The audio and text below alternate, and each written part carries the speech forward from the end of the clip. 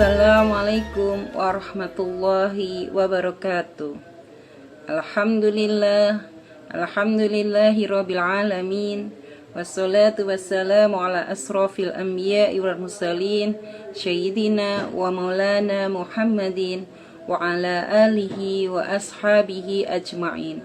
Rabbi sahli syadri wa yassirli amri wahlul 'uqdatam min lisani yafqahu qawli. Amma ba'du. Yang saya hormati para pemirsa dan yang saya cintai para perempuan bangsa, alhamdulillah, puji syukur kehadirat Allah Subhanahu wa taala dan sholawat kepada Nabi besar Muhammad sallallahu alaihi wasallam bahwa hari ini kita masih diberikan kesehatan, diberikan kesempatan untuk bisa melalui akhir-akhir Ramadan. Ramadan sebentar lagi meninggalkan kita.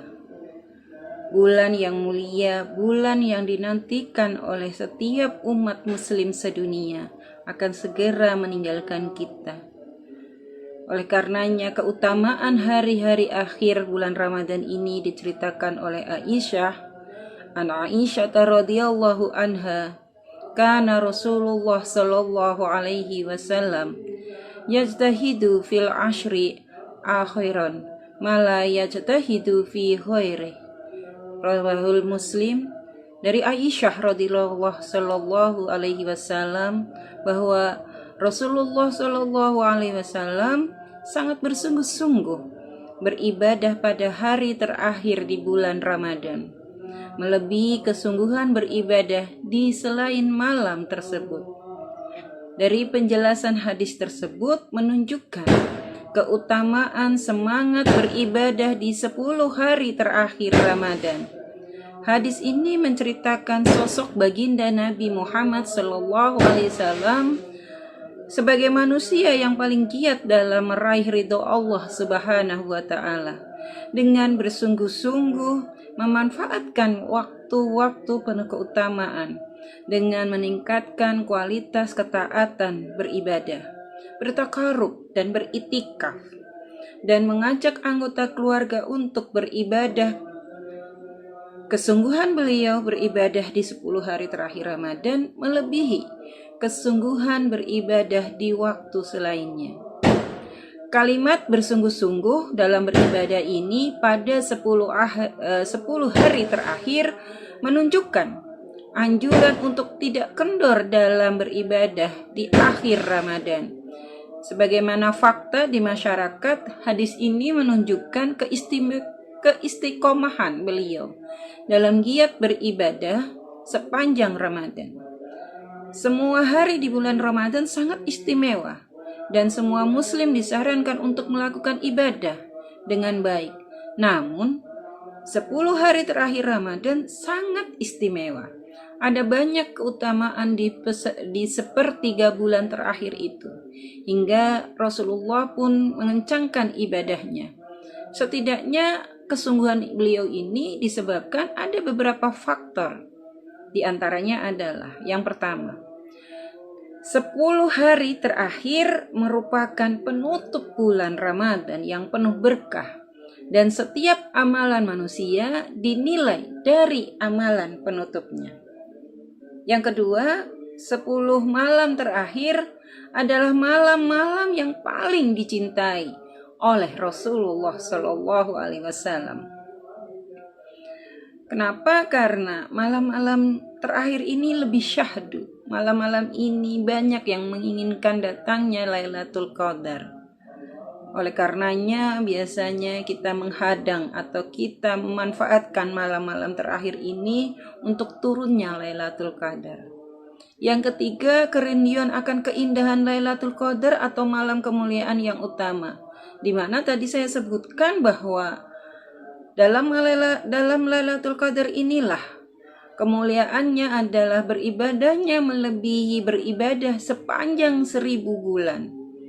Dan keempat, malam terakhir ini memberikan contoh kepada umatnya Nabi Muhammad agar umatnya tidak terlena dalam kesibukan mempersiapkan kebutuhan hari raya, sehingga justru melupakan keutamaan beribadah di 10 hari terakhir.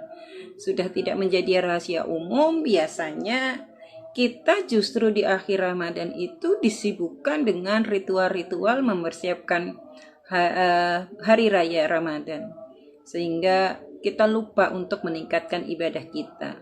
Kita sibuk mencari baju baru, kita sibuk mempersiapkan kue-kue untuk lebaran, kita sibuk mempersiapkan keperluan mudik kita, dan akhirnya justru kualitas ibadah kita berkurang di akhir-akhir bulan Ramadan.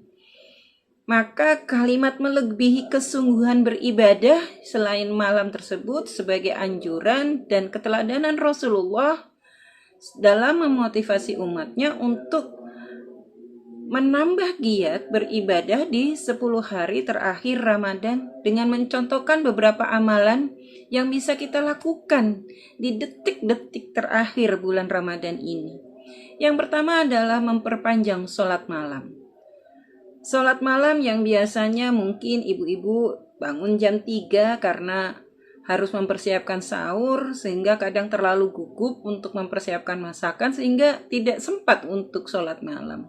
Maka mungkin bisa diundur lagi alarmnya menjadi 2:30 sehingga kita masih punya waktu setengah jam untuk kita beribadah dahulu, kita sholat dahulu, berzikir dahulu, dan baru bisa mempersiapkan sahur.